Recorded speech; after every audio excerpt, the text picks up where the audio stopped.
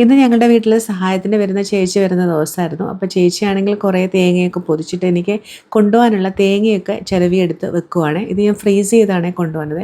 പിന്നെ കുറച്ച് തേങ്ങയാണെങ്കിൽ സമ്മന്തി ഇടിക്കാനും കൂടെ റെഡിയാക്കി തന്നിട്ടുണ്ട്.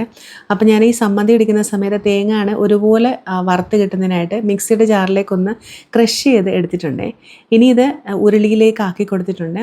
ഇനി ഇതിലേക്ക് ചേർത്ത് കൊടുക്കുന്നതാണെങ്കിൽ ചെറിയുള്ളി പിന്നെ ഇഞ്ചിയാണ്.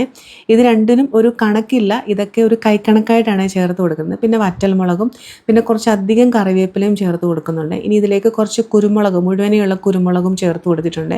എന്നിട്ട് മമ്മി കൈവച്ചൊന്ന് നന്നായിട്ട് അതിനെ ഒന്ന് മിക്സ് ചെയ്തിട്ട് അടുപ്പിലേക്ക് വെച്ചിട്ടുണ്ട്. വെളിയിൽ ചെയ്യണമെന്നായിരുന്നു ഞങ്ങളുടെ ആഗ്രഹം, കാരണം വെളിയിൽ നമുക്ക് ഷെഡൊക്കെ ഉണ്ട് ചെയ്യാനായിട്ട്.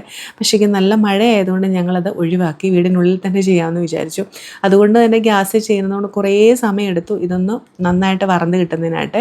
അപ്പോൾ ഇത് നന്നായിട്ട് മാറി മാറി ഞങ്ങൾ രണ്ടുപേരും ഇങ്ങനെ വറുത്തുകൊണ്ടിരിക്കുകയാണ്. അതിനിടയിൽ കറണ്ടും പോയി. അങ്ങനെ 1.5 മണിക്കൂറത്തെ ഒരു അധ്വാനത്തിന് ശേഷം ഏകദേശം തേങ്ങ മൂപ്പായിട്ട് വന്നിട്ടുണ്ട്. ഈ സമയം ഇതിലേക്ക് വാളൻപുളിയും കൂടെ ചേർത്ത് കൊടുത്തിട്ടുണ്ട്.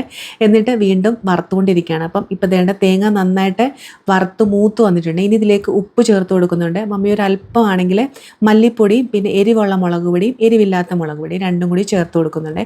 മല്ലിപ്പൊടിക്ക് പകരം വേണമെങ്കിൽ മുഴുവനെയുള്ള മല്ലിയും ചേർത്ത് കൊടുക്കാമേ. എന്നിട്ടിത് നന്നായിട്ടൊന്ന് മിക്സ് ചെയ്യുന്നുണ്ട്. ഒരല്പം കായപ്പൊടിയും കൂടി ലാസ്റ്റ് ചേർത്ത് കൊടുക്കുന്നുണ്ട്.